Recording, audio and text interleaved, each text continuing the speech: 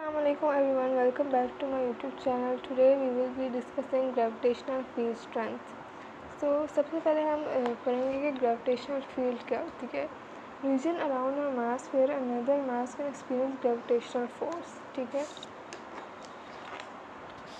For example, ये एक हमारे पास mass है. इसके around एक ऐसा region जहाँ कोई अगला mass आएगा तो उसको एक ग्रेविटेशनल फोर्स वो फील करेगा. इसको हम कहते हैं ग्रेविटेशनल फील्ड. ठीक है. फॉर एग्जांपल अगर हम अर्थ की बात करें, ये हमारे पास अर्थ है फॉर एग्जांपल, तो अर्थ के अराउंड एक ऐसी ग्रेविटेशनल फील्ड होती है. ठीक है. जहाँ पर कोई भी और ऑब्जेक्ट आएगा तो वो उसको ग्रेविटेशनल फील्ड जो है वो फील होगी. तो this is gravitational field. Gravitational field strength होती है हमारे पास force experienced per unit charge by small test charge placed in gravitational field. ठीक है. इसका मतलब होता है कि जो हमारे पास ग्रेविटेशनल फील्ड स्ट्रेंथ है वो हमें बताती है कि ग्रेविटेशनल फील्ड स्ट्रॉन्ग है या वीक है. मतलब उसकी स्ट्रेंथ क्या है वो हमें बताती है ग्रेविटेशनल फील्ड स्ट्रेंथ, मतलब force per unit mass. Gravitational field strength जो है वो है हमारे पास ग्रेविटेशनल एक्सेलरेशन के इक्वलेंट है. आपको पता है F is equal to ma होता है. ठीक है. अगर हम a को एक साइड पे करें तो हमारे पास फोर्स पर मास आ जाएगा, और जो हमारे पास ग्रेविटेशनल फील्ड स्ट्रेंथ है वो भी हमारे पास फोर्स पर मास है. तो ये हमारे पास इक्वल है. तो we discuss gravitational field lines. Gravitational field lines हमारे पास रियल में नहीं होती है, हम सिर्फ इनको इमेजिन करते हैं. ठीक है. Gravitational field lines are imaginary lines used to present the direction and strength. ठीक है. तो हमारे पास हम फॉर एग्जांपल ये हमारे पास अर्थ है, हम ऐसे जो है ग्रेविटेशनल फील्ड लाइंस खुद से इमेजिन करते हैं. ठीक है. ताकि हमें ग्रेविटेशनल फोर्स की जो है डायरेक्शन पता चले और उसकी स्ट्रेंथ पता चले. इसलिए हम ग्रेविटेशनल फील्ड लाइंस का करते हैं. ठीक है. अब हमें स्ट्रेंथ किस तरह पता चलती है. आपको पता है जब फॉर एग्जांपल कि अगर मैं ग्रेविटेशनल फील्ड लाइंस बनाऊँ,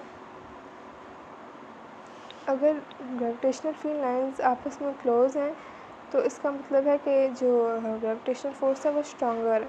लेकिन अगर ये एक दूसरे के दूर दूर है, इसका मतलब है यहाँ पे वीक है ग्रेविटेशनल फोर्स. ठीक है. ग्रेविटेशनल फील्ड लाइंस की जो डायरेक्शन होती है हमेशा इनवर्ड होती है, क्योंकि आपको पता है ग्रेविटेशनल फोर्स जो है वो अट्रैक्टिव फोर्स और रिपल्सिव फोर्स नहीं है. इससे इसकी डायरेक्शन जो है हमेशा इनवर्ड होती है. हम ये सपोज करते हैं कि जो अर्थ पे है मास जितना भी है वो यूनिफॉर्मली डिस्ट्रीब्यूटेड है. ठीक है. इससे हमारे पास ये हेल्प होती है कि हम स्टार्स और प्लैनेट्स की ग्रेविटेशनल फोर्स को इजीली कैलकुलेट कर पाते हैं. ठीक है. अब हम देखते हैं कि ग्रेविटेशनल फोर्स का बिहेवियर जो है आउटसाइड द स्फीयर और इनसाइड द स्फीयर किस तरह का है. ठीक है. When you are outside a sphere, gravitational field acts as if all the mass is concentrated in the center of sphere. ठीक है. फॉर एग्ज़ाम्पल हम ये अर्थ का सेंटर है और हम अर्थ के बाहर हैं. ठीक है. तो हमें ऐसा लगता है कि जो सारा मास है वो अर्थ के सेंटर में कंसनट्रेटेड है. ठीक है. Gravitational field decreases as you move away from the center of sphere. ठीक है. फॉर एग्ज़ाम्पल दिस इज़ अर्थ. ठीक है. ये हमारे पास ग्रेविटेशनल फील्ड लाइंस हम ड्रॉ कर रहे हैं. ठीक है.